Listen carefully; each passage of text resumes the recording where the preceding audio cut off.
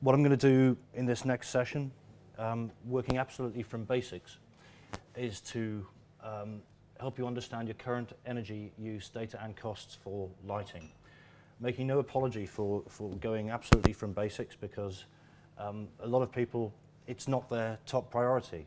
They don't normally engage with their energy bill in a close way. Most of us don't actually consume energy. We heat our buildings, we light our buildings, but it's energy consultants like me who think in these terms. So very basically, let's start from the beginning. Electricity consumption is measured in kilowatt hours, and a kilowatt hour is an amount of electricity. It's 1,000 watts for 1 hour. And I find the most useful touchstone for this is the 1-bar electric fire that many of us will remember. Some of us may still use them. But certainly as a student, I was wedded to the 1-bar electric fire. And a 1-bar electric fire running for an hour uses 1 kilowatt hour of electricity, normally speaking. At 13 pence a kilowatt hour, it's going to cost you 13 pence. Now, translate that to lighting. If you've got a 100-watt lamp, 10 of those equivalent to your 1-bar electric fire. That's a useful thing to bear in mind. If you walk into a room and see 100 lights going, you think, oh, that could be 5-bar fire going on there. And some rooms are pretty warm just because of that. This is going to change when we move to LEDs, but I'll talk more about that later. So the basic currency that we'll be dealing with today is kilowatt hours. To get a handle on what your organization uses for lighting, there are two ways we can go about it. We can use the top-down approach or the bottom-up approach. They've both got problems. They both take a bit of effort. And your top-down approach is quite simple in a way. It's to look at your electricity bills, see if you can work out or estimate an annual consumption figure, and then estimate the proportion of that electricity which is used for lighting, gas lighting being rather rare these days. The bottom-up approach is simply to identify all the lamps that are in your building, how long they run for. We've got to know the wattage of each lamp, of course, and then put that all together in a spreadsheet and you get a total energy cost of lighting. So I'm going to just go into these in a little bit more detail, because I'm afraid the devil is in the detail with both of these approaches. Your key questions for the top-down approach: how many sites have you got? Some of you here today will have multiple sites, some will be very small organizations, I suspect. How many buildings? And within each building you may have more than 1 meter. And bills usually relate to a particular meter. So for any 1 meter, you've got to know the exact period that's covered by the bill.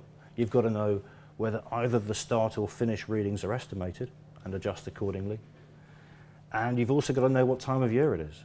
If you've got electric heating involved, then your electricity bill in a winter month or a winter quarter is going to be very different from your electricity bill in the summer. And once you've gone through that process for every meter, you then arrive at a spreadsheet to cover all meters for the organization. Looking at a simple bill from a company I know well, they're lucky enough to be paying 11.149 pence per kilowatt hour at the moment, and you've got some nighttime use in there at a lower rate. Sorry for the small type on here. We can ignore standing charges, availability on this map, because when we're talking about lighting and lighting improvements, we're simply looking at consumption and we're not looking at standing charges. So it's looking for that kWh figure on the bill, and from there we can work everything else out. So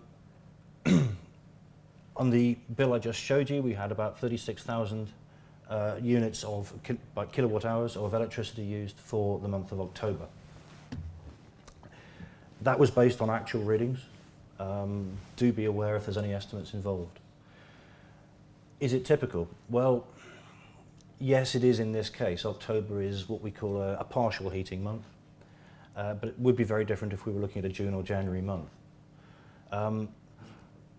Much better is to get a whole year's data if we can. You then have to ask, what are the main uses of electricity in your company? If you've got process energy use, and many of you will, that needs to be subtracted. And any electric heating also, you've got to make an allowance for that. This is assuming there's no sub-metering.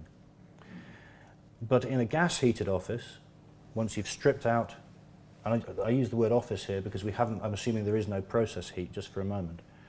I think we can typically say that about 50% of the electricity is used for lighting. The rest, of course, would be IT, boiling kettles, etc.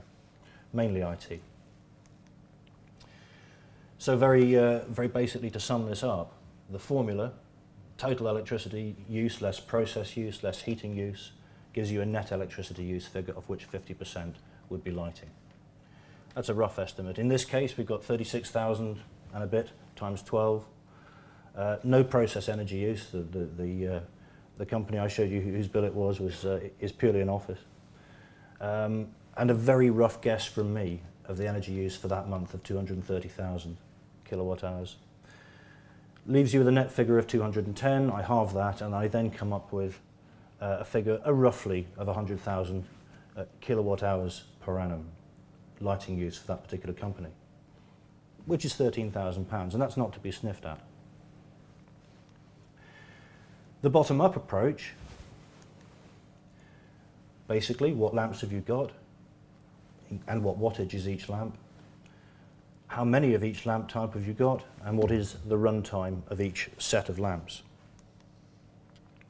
Now, I think most of you will be familiar with most of these lamps from domestic use, and quite commonly you've got still some incandescents left.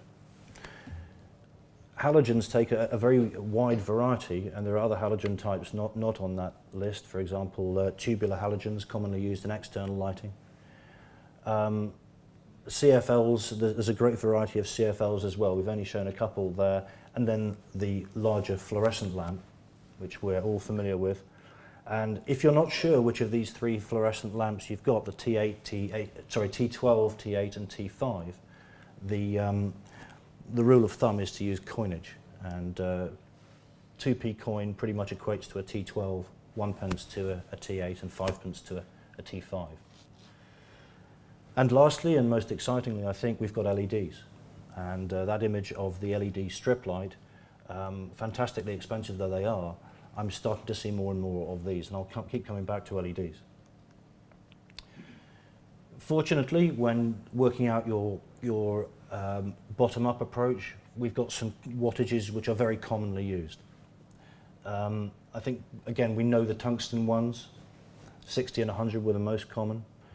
CFLs are very variable. There are some which are quite common, the 2D external type of light or security lighting, shown on the right there. Fluorescence, it very much depends on the length, but with a little work, you will very quickly identify the common wattages in use in your organisation. And you can often do this without having to actually take bulbs down and look at them. You've usually got spare lamps in the facilities department. The halogen GU10 is very normally 50 watts. Its eco equivalent is 35. LEDs are still very highly variable. I see when I go into Wix's an 11 watt LED, which is equivalent to 100 watt. I see a 13 watt.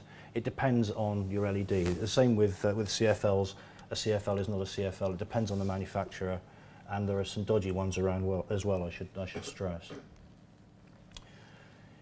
I've just done a sample spreadsheet for you there. That's how to sum it all together. You've got, in this case, 6 different areas.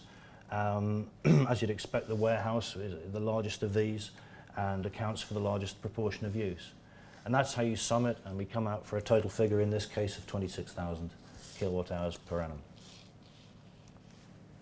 And I think it's very important, if you can, to combine the top-down and the bottom-up approaches. And you can effectively use the one to calibrate the other. Very briefly, if your top-down estimate exceeds your bottom-up estimate, you've made a mistake. Either you haven't included a section of lighting in your spreadsheet, you've just missed a bit. Corridors are a good example. You've done every room, but you've forgotten to link them all together. Or you've simply overestimated the proportion of energy used for lighting within your organisation. If, on the other hand, your top-down figure is less than your bottom-up figure, you've probably overestimated run times of certain lamps. People do actually not have the lights on all day. They do use available daylight. Or you've underestimated the proportion of energy used for lighting. So I think using both approaches is valuable, and using the one to calibrate the other. It's just a common sense approach, really. Resource Efficient Scotland has got a free downloadable Excel spreadsheet lighting cost calculator. If you haven't already got your own spreadsheets for doing this, please feel free to grab this.